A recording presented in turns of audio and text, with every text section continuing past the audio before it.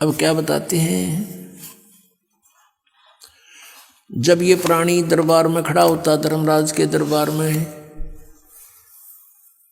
उसमें फिर इसे पूछा जाता है कि तू यहाँ से एक वायदा करके गया था, प्रतिज्ञा करके गया था कि अब के भक्ति करूँगा, बकवाद नहीं करूँ, तूने वो काम किया नहीं जो उद्देश्य लेकर गया था।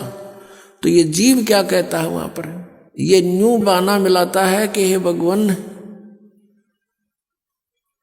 मुझे किसी ने बताया नहीं, वह तो भूल पड़ गई, किसी ने नहीं कहा भक्ति कर ले, किसी ने नहीं कहा राम नाम रटना चाहिए। तब परमात्मा क्या दिखाता है कि उसको कोई भक्त, जैसे आप जी अपने रिश्तेदार को, अपने भाई मित्र बहन सखी सहेली को, आप सबको कोशिश करते हो कि भगवान की भक्ति कर लो, मनुष्य जीवन बार बार नहीं मिलता, आप खूब चेष्टा करते हो, और वो क्या करता है, वो क्या कहता है बहन या भाई कि मुझे समय नहीं, अभी समय नहीं है, फिर देखेंगे फिर देखेंगे, और पीछे तो औरों के सामने नो कहता है ये तो मेंटल हो लिए, तीसरे दिन बरवाड़ा बैठे रहते हैं, इनका तो नाश होगा। तो वो अपने आप में चतुर्गणे बन रहे हैं, तो नहीं सुनते हैं। फिर वो धर्मराज के दरबार में जब खड़े होते हैं तब ये बहाना मिलाते हैं कि जी हमें किसी ने हमारे को बताया नहीं। तो उस समय परमात्मा अपने उलाने में नहीं रहते, वो सबके पास संदेश भिजवाते हैं, चाहे कोई जंगल में रह रहा है किसी ना किसी माध्यम से। तो उस समय परमात्मा क्या करते हैं, वो उसकी वीडियो फिल्म मूवी शुरू कर देते हैं, क्योंकि प्रत्येक प्राणी के अंतःकरण में, कोड वर्डों में पूरे जीवन की घटनाएं अंकित होती रहती हैं। उसको चित्रगुप्त बोलते हैं, चित्रगुप्त यानी साइलेंट फिल्म बनती रहती है गुप्त रूप में, और प्रत्येक प्राणी की है उसके पास असंख्यों जन्मों की अंदर कोड वर्डों में। जैसे आजकल आप देखते हो एक चिप है, छोटी सी चिप होती है, मोबाइल में डालते हैं और उसमें मन 50 घंटों का सत्संग विद्यमान होता है, इतनी को। और ये तो एक मैन मेड और ये गॉड मेड, तो उसने तो पता नहीं क्या बना दे। तो कहने का भाव ये है कि अब परमात्मा के विधान को समझने के लिए हमने इस साइंस ने घनी सुविधा कर दी। अब हम यहाँ बोल रहे हैं, सुन रहे हैं, कहीं और बीच में वायर भी नहीं, तार नहीं। अब यहाँ से फैक्स करते हैं, बीच में कुछ भी नहीं है, फैक्स दूसरे के कंप्यूटर में पहुँच जाता है, ईमेल पहुँच जाती है, ये कैसे? तो इसी प्रकार परमात्मा ने पहले ही प्रत्येक प्राणी के साथ ये सिस्टम अंदर ही फिट कर रखा है सबके। और यहाँ जो भी एक घटना आपकी होती है वो एक परमात्मा के कंप्यूटर में ऊपर वहाँ जा करके फैक्स रहती है डेली की। तो उस समय ये फिल्म चला देता है, उसका ट्रेलर दिखाता है, बैकग्राउंड। अब देख ये भक्त आपको क्या कह रहा है और आप क्या कह रहे हो, ये नीचे गर्दन कर लेता है। उस समय इसके पास कोई गुंजाइश नहीं अग्रम अग्रम करने की। फिर ये क्या कहता है, जी गलती बन गई, गलती बन गई, बन गधा, गलती की सजा देता हूं मैं। तो अब फिर क्या रहा उसके पीछे? तो यहां परमात्मा कहते हैं कि आपको समाज से केवल सामाजिक क्रियाओं का ज्ञान ही हो सकता है, और सत्संग में आने से आपको आत्मा और परमात्मा का ज्ञान होगा। जैसे मन नेकी कर ले 2 दिन का मेहमान, मन नेकी कर ले 2 दिन का मेहमान। जोरू लड़का कुटुंब कबीला 2 दिन का तन मन का मेला। जोरू लड़का कुटुंब कबीला 2 दिन का तन मन का मेला। अंत काल उठ चले अकेला ये तज़माया मंडान। मन नेकी कर ले 2 दिन का मेहमान, मन नेकी कर ले 2 दिन का मेहमान। कहाँ से आया कहाँ जावेगा, तन छूटे तब कहाँ समावेगा, कहाँ से आया कहाँ जावेगा, तन छूटे तब कहाँ समावेगा। आखिर तुझको कौन कहेगा, गुरु बिन आत्म ज्ञान, मन नेकी कर ले, 2 दिन का मेहमान, मन नेकी कर ले, 2 दिन का मेहमान।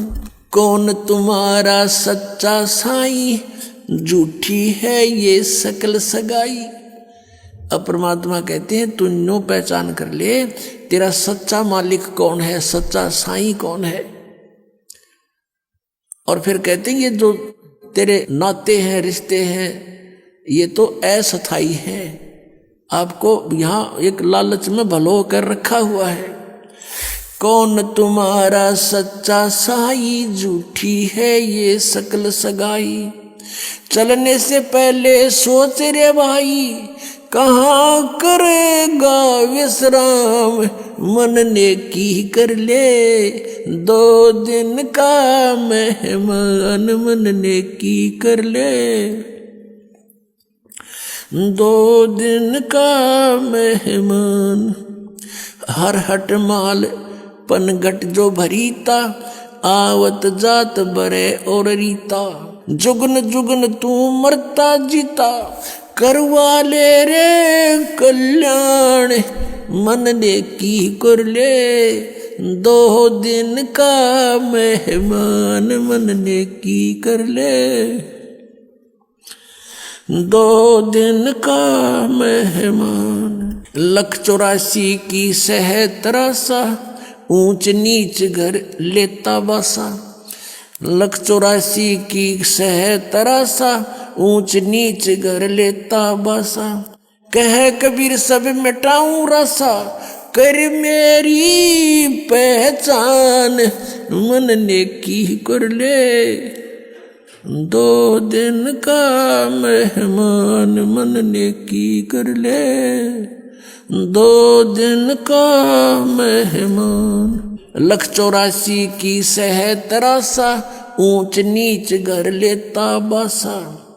184 की सह तरासा, ऊंच नीच घर लेता बासा।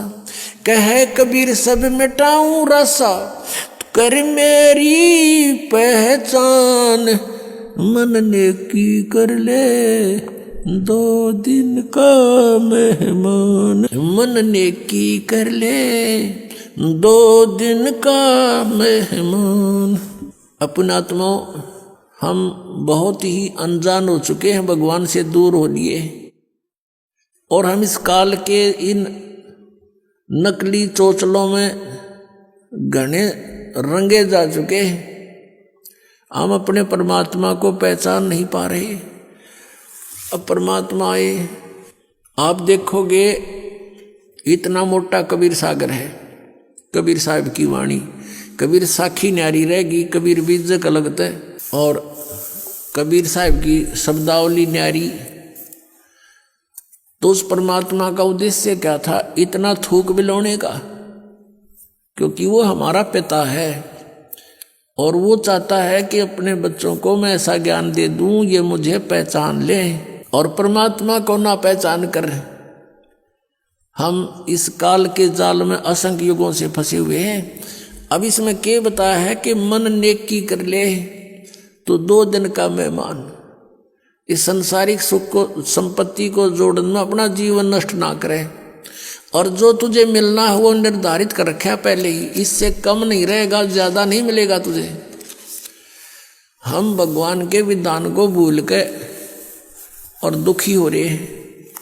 हम किसी का कोई मान ले 2 पैसे कमा रहा है तो ईर्ष्या बनती है कि ये क्यों कमा रहा है, फिर होड़ बनती है मैं भी कमाऊं, और आप कमाने लगे उसमें घाटा पड़ गया तो फिर दूसरा तरीका अपना होगा, कोई चोरी ठगी मिलावट का, रिश्वत का, फिर उसका कितना भयंकर दुख उठाएगा।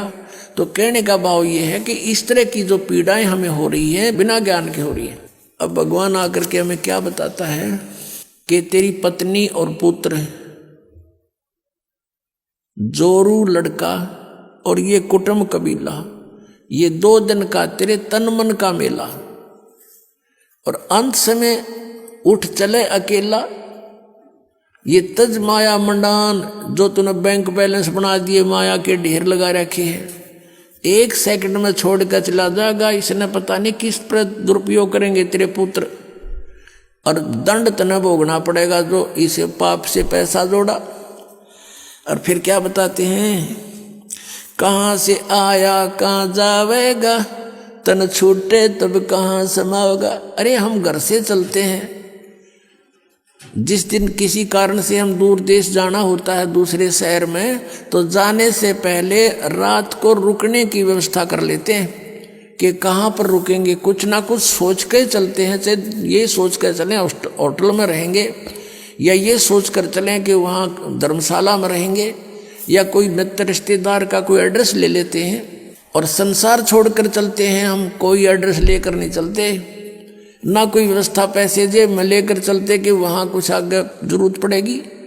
तो शरीर छोड़कर जाने के लिए जो करेंसी हमने ले जानी होती है, वो पहले से ही उसके चेंज करानी पड़ती है करेंसी को। अब ये चेंज यहाँ पर वाला आश्रम में होती है और कहीं नहीं हो सकती, क्योंकि उनकी साधनाएं शास्त्र विरुद्ध हैं। और यहाँ पर है, आप धर्म पुण्य करते हो, ये आपकी करेंसी चेंज होगी, ये यहाँ तो आवेगी, और इसका जब यहाँ संसार छोड़कर जाओगे आपको आगे रखी पाओगी आपकी उस बैंक में, भगवान वाले में। तो क्या बताते, कहाँ से आया कहाँ जावेगा, कहाँ से आए थे तुम कोई पता नहीं, और शरीर छोड़ के फिर कहाँ जाएगा पता नहीं। तो ये इसको आत्मज्ञान कहते हैं। और क्या कहते हैं परमात्मा, कहाँ से आया कहाँ जावेगा, तन छूटे तब कहाँ समाओगा। आखिर तुझको कौन कहेगा, गुरु बिन आत्म ज्ञान, मन ने की कर ले 2 दिन का मेहमान। अपनात्माओं, हम इतनी गहराई से सोचते नहीं भगवान के इस विचार को, वो क्या कहना चाहते हैं। अब कैसे बोलते थे परमात्मा, कहीं भी जाकर खड़े हो जाते थे कबीर परमेश्वर, और अपनी इस आवाज में परमात्मा अपनी अमृतवाणी को बोलना शुरू कर देते। जैसे ये शब्द आपको सुना रहा है ये दास, इसमें कितना गहराई भरी हुई है। कहते हैं कि तू संसारिक व्यवहारिक लोगों से संपर्क में है, और वो तुझे केवल व्यवसाय की ट्रेनिंग ही दे सकते हैं, व्यवहारिक बातें ही बता सकते हैं, तो कितने अच्छी आत्माएं हैं। लेकिन तुझको गुरु के बिना ये आत्मज्ञान कोई नहीं बता सकता। आखिर तुझको कौन कहेगा, गुरु बिन आत्म ज्ञान, मन ने की कर ले 2 दिन का मेहमान। अपने आत्माओं, ये शब्द गान के नहीं, ये रोण के हैं। अब ये गाना नहीं है, जैसे किसी का पुत्र मर जाता है और वो माई रो रही होती है और वो गा भी रही होती है, लेकिन वो गा नहीं रही उस समय, वो रो रही होती है उस गाने के माध्यम से। तो यहाँ परमात्मा रो रहे हैं हमारे को कि तू कहाँ संसारिक व्यवहारिक बातों में सारा जीवन नष्ट कर रहा है, तुझे गुरु के बिना कौन बताओगा, तू कौन है, कहाँ से आया, उद्देश्य क्या था तेरा। आखिर तुझको कौन कहेगा, गुरु बिन आत्मज्ञान है। और उसके निकट नहीं जा रहे तुम। आप देखते हो कितने व्यक्ति सत्संग में आते हैं, बाकी सारे अपने पेट के लिए दिन रात बस दौड़ धूप मचा रहे हैं। और ये सौभाग्य आपका कि आप गुरु का ज्ञान सुनने को मिल गया। ये नकली गुरुआं तभी बात ना बनती परमात्मा के सामने। इस काल ने कितनी कठिनाई पैदा करी, झूठे गुरु भेज दिए, नकली ज्ञान बतावें, नकली नाम बतावें, और ये भोली आत्मा उनको परम धनी मान के, पूर्ण गुरु मान करके आंखें बंद करके बैठे श्रद्धालु। अब उनको कहते हैं कि तुम्हारी साधना गलत है, वो नाराज हो जाते हैं और लड़ने को उतारू हो जाते हैं। अब भोली आत्मा है, उन्होंने तो उनको पूर्ण संत मान रखा है, उनको क्या कहेगा पता नहीं, तो पुण्यात्माओं, यदि आप किसी मार्ग पर जा रहे हो, आगे से आपको कोई कहता कि ये मार्ग ठीक नहीं आपका, तो बुद्धिमान व्यक्ति को वहां रुक जाना चाहिए, उसकी बातों पे कुछ जोर देना चाहिए, उसके साथ झगड़ा नहीं करा कि तू झूठ क्यों बोल रहा है, क्यों गलत बता रहा है मेरे मार्ग को। इसमें लड़न की के बाद से भाई, अगर आपको कॉन्फिडेंस है कि मैं सही जा रहा हूं तो चला गया, नहीं इसने जैसा कहा उसको आपको बता दिया भी, अगर रास्ता ठीक नहीं तेरा यूं, तो उसके साथ झगड़ा नहीं करना होता। कोई भी ना करता ऐसे तो, बल्कि विचार करता आदमी कि सचमुच इसने क्यों ऐसा कहा, भाई पता तो करे, कारण पूछे, फिर वो कारण बतावे, उससे ना यकीन हो दूसरे से पूछा, तीसरे से पूछा, तो जब फाइनल हो जाए उस मार्ग पर फिर चलना चाहिए। और इसी में यही बुद्धिमता है। तो पुण्यात्मा दास बार बार कह रहा है कि ना तो राधा स्वामी पंथ, दन दन सतगुरु पंथ, जय गुरुदेव पंथ वालों के पास मोक्ष मार्ग नहीं है, ये जीवन नाशक है, ये बिल्कुल इनके नाम भी गलत, इनका ज्ञान भी गलत, और इनके प्रवर्तक की आपको दिखा दी तो शिवदयाल जी की के दुर्गति हुई कमरा, शिवदयाल जी की मरने के बाद वो भूत बन गया, और वो बिलोचिस्तानी सामस्ताना खेमामल जी इंजेक्शन रिएक्शन से मृत्यु होगी। और एक और हुए उनके बाबूजी साहब, उसकी हिस्ट्री पढ़ लो तो वो कितने जन थे भुगत का मेरा। अब क्या बताते हैं परमात्मा, कहते संशय शोक सराय में सूतक दिन राती, और जीवित जग में जूती पड़े फिर जम तोड़े छाती। यहीं बिरान मेटी हो ले गया संसार में, वो भूत बन के बुक्की में बोला है। और आगे कहते जम तोड़े छाती, यम के दूत बकलता रहेंगे।